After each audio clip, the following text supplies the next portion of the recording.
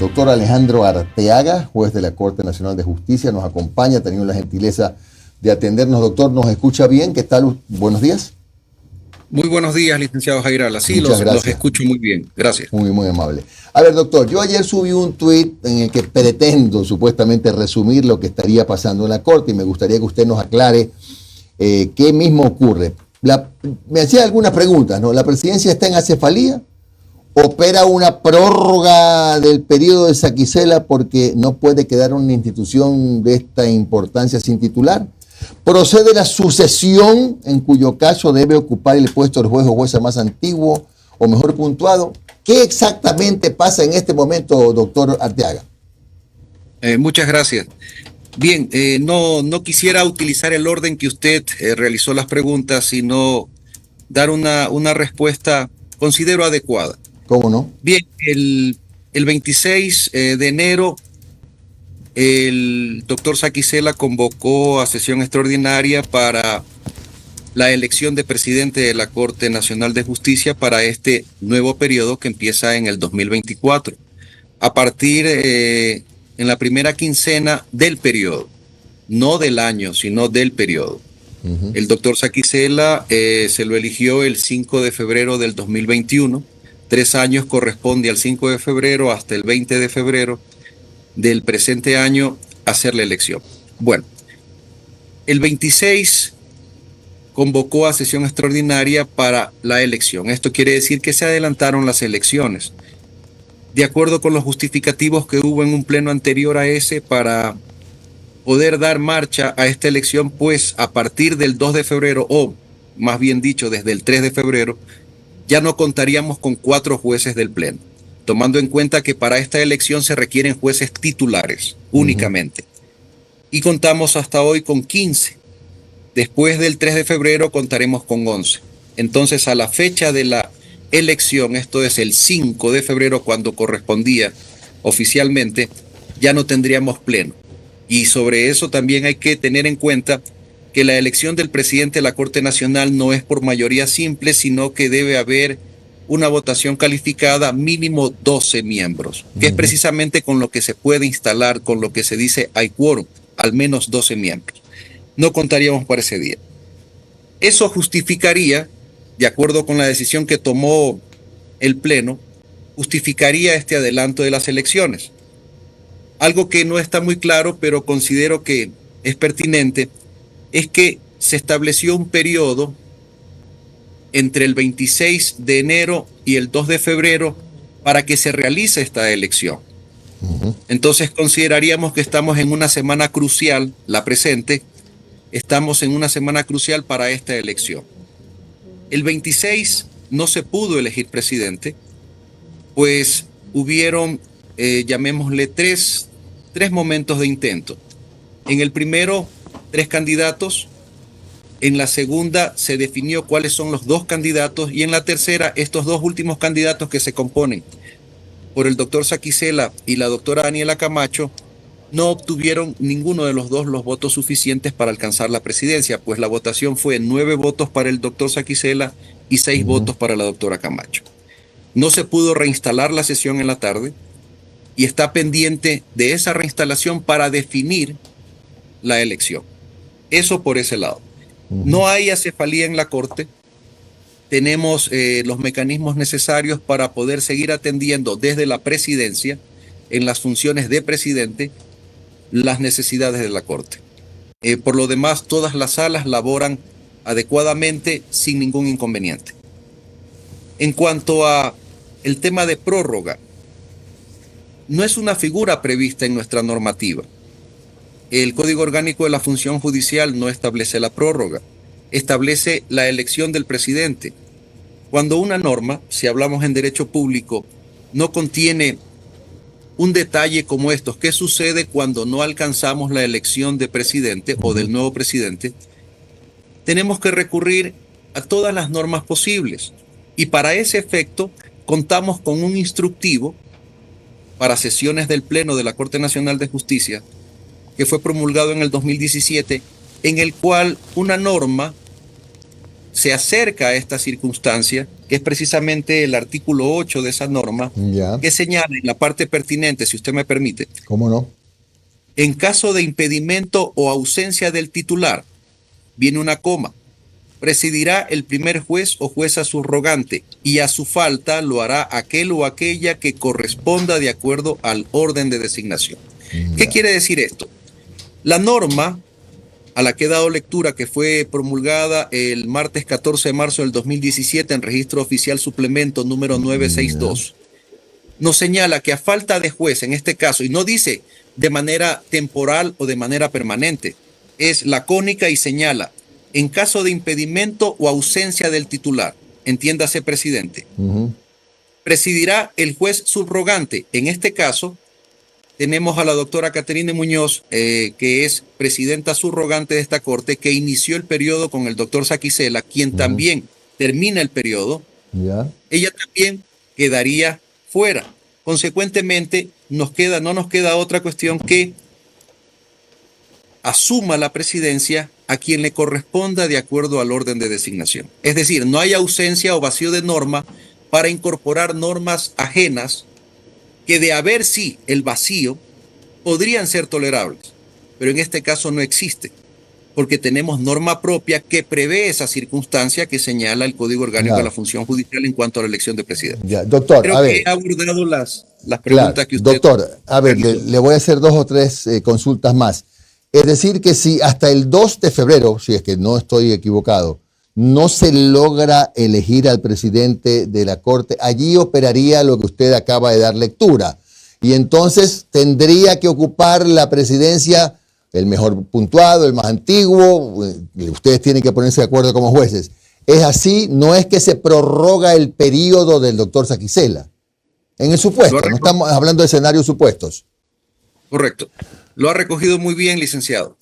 Tendríamos que aplicar estas circunstancias y hasta el viernes 2 de febrero, aunque los compañeros, los 4 jueces que terminan el periodo, concluyen exactamente el día sábado 3 hasta las 10 de la mañana. Ya. Si hasta ese momento no logramos resolver esta circunstancia, nos quedamos sin quórum, sin el requisito mínimo para una elección posterior. Consecuentemente, tendría que operar porque ya se aplicaría la ausencia del titular y del subrogante. Tendríamos que aplicar esta normativa. Mientras tanto, doctor, supongo que tendrían que ocupar esas vacantes, no sé si es el término, los conjueces. ¿Es así? Correcto. Entonces tenemos, terminó el periodo de los 4 jueces. No ha habido el concurso que seleccione a los jueces reemplazantes. Consecuentemente, deben llenar ese vacío porque la Corte no puede estar paralizada. Llenar el vacío los conjueces, que están debidamente respaldados por la ley para esa actuación. Ya, ahora, me pongo como el abogado del diablo, doctor, con todo respeto. ¿Qué pasa si el procurador del Estado contesta una consulta del presidente de la Corte, Iván Saquicela, y dice sí, se reconoce la prórroga de las funciones? La Procuraduría, una opinión de la Procuraduría está por encima, un dictamen, está por encima de lo que decide el Pleno. Bueno, habría que diferenciar entre opinión y dictamen. Es importante esa diferencia. En el caso presente, considero yo que no se puede hablar de una vinculación y tendríamos que establecer el origen de las consultas. Las consultas tiene que realizarla el cuerpo pertinente. Y en el caso presente, el cuerpo es el cuerpo colegiado que se llama Pleno de la Corte Nacional de Justicia. El presidente de la Corte Nacional es el vocero del Pleno. El Pleno toma las decisiones, no la toma el presidente. El presidente ejecuta actos de mera administración, pero quien realiza los actos administrativos o los actos de resolución es el Pleno. El Pleno no ha consultado. Entonces, podría tomarse como que lo realizó un ciudadano, pero esa circunstancia no vincula. Tiene que salir las consultas del Pleno. Tienen que salir del cuerpo pertinente. Y en este caso no encuentro, yo no he asistido a alguna sesión en la que el Pleno haya resuelto hacer tal consulta. Claro. A ver, doctor, en consecuencia, si hasta el 2 no eligen presidente, se operaría, pues lo que usted dijo hace un momento, ocupa ese espacio, pues el mejor puntuado, el más antiguo, lo que ustedes decían. Pero esta información que ha trascendido en el sentido que no sé si es la doctora Camacho y el doctor Swing o ambos, que han decidido o han hablado con el doctor Saquicela para declinar en el caso de que en un nuevo intento tengan menos votos. ¿Es cierto o eso era antes del intento de la primera elección? No tengo conocimiento de ese detalle. Lo que sí podría decirle es que considero que el que decline, declinará su voto. Ya. Recuerde usted que la elección es con votos. Entiendo que no se puede endosar votos. En tal sentido, si se reinstala la sesión para la elección, resolverán los votos. Claro. Doctor, buen día. Omar Jaén le saluda. ¿Cómo está? Muy buenos días. Doctor, gracias por su tiempo. Porque el voto es secreto, pues, ¿no? No es que es voto cantado en el pleno, pues, ¿no? Correcto, así consta en el instructivo, precisamente ese instructivo que hoy no se lo toma en cuenta en esa parte pertinente que di lectura, artículo 8, precisamente señala que el voto es secreto. Le da la posibilidad de que lo firme, no lo obliga, no es cantado, tiene que ser secreto. Ya, entonces, como usted dice, a lo mejor si alguno de los candidatos declina él, no los que votaron por él en las otras momentos, ¿no, verdad? Cada uno de los jueces responde por sí. Claro. Ahora, doctor, le pregunto, digamos que se da todo el cúmulo de situaciones que hasta el día sábado no se puede, asume por este reglamento que usted acaba de decir, por este artículo, asume el mejor puntuado y todo. Esa persona que asume, ¿ya es perenne o se llega a un momento en donde en algún momento el pleno deberá decidir con votos quién los preside? ¿O esa persona quedará de manera indefinida? No es de manera indefinida porque recuerde usted que no ha sido elegido conforme la norma, es decir, con votación, sino que entra y suple temporalmente esta circunstancia de la ausencia tanto del presidente y del subrogante. Es temporal. Y debería eso ser hasta que se incorporen los jueces producto del concurso. Una vez incorporados estos jueces titulares, se puede tener quórum y proceder a la elección de manera inmediata. Doctor, y para cerrar nuestro diálogo, ¿por qué se llegó a esto? ¿Por qué se llegó a esta situación tan espinosa en donde, se ve que hay bastante movimiento? Tuvimos aquí a la doctora Tapia, ¿verdad? De decir, ¿saben qué? ¿Por qué el apuro? ¿Por qué el apuro? ¿Por qué hubo movimiento? ¿Por qué están, le voy a citar la palabra que ella decía, están apuraditos con el tema de la elección? Y con ella también conversamos que previo a este tema de la elección ya hubo unos 2 o 3 momentos en donde se notaba que entre el pleno y el presidente Saquicela no había muchos puntos en acuerdo. ¿Por qué se llegó a esta instancia, doctor? Es interesante, ¿no? Es una reflexión.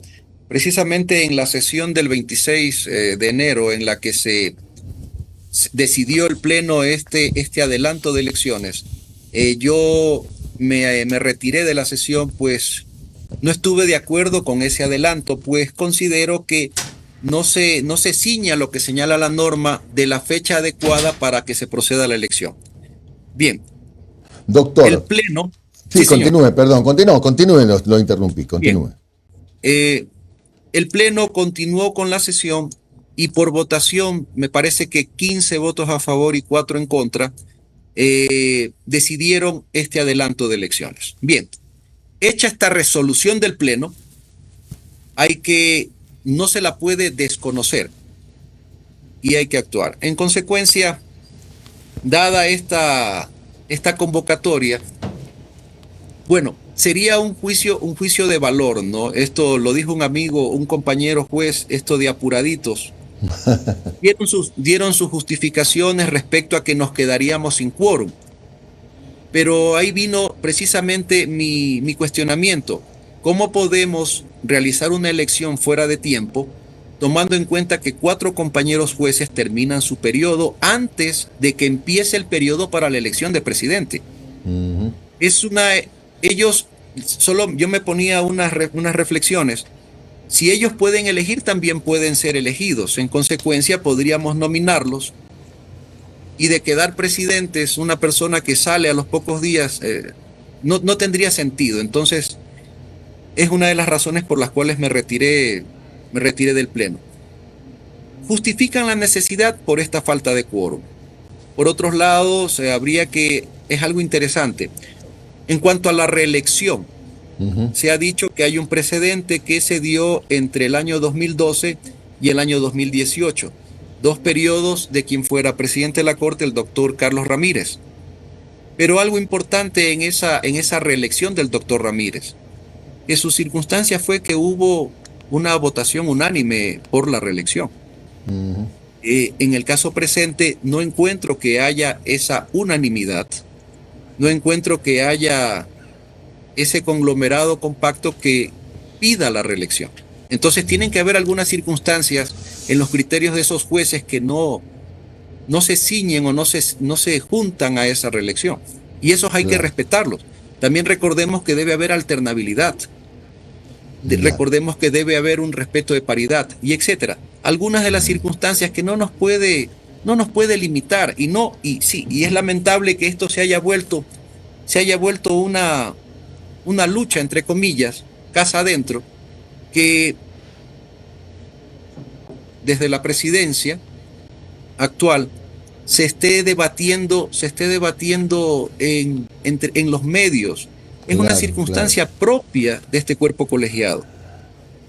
Acepté esta entrevista por las circunstancias. Generalmente no acepto entrevistas, no lo hago porque considero que los jueces solamente deben actuar dentro de su función, no hacia afuera. Y eso no significa que la ciudadanía no pueda conocer las actividades de los jueces. Para eso están nuestras sentencias, están nuestras resoluciones. Nos conocerán por nuestros actos, no por lo que meramente digamos, y más aún en una agenda de medios. Claro. A ver, doctor, sí, estoy muy reconocido por su gentileza. Doctor, ¿ya fueron convocados a la nueva fecha para procurar elegir presidente de la Corte? Aún no. Pasó el día lunes y esperábamos que se dé y no hemos sido convocados por la jueza, por la presidenta subrogante. Ya.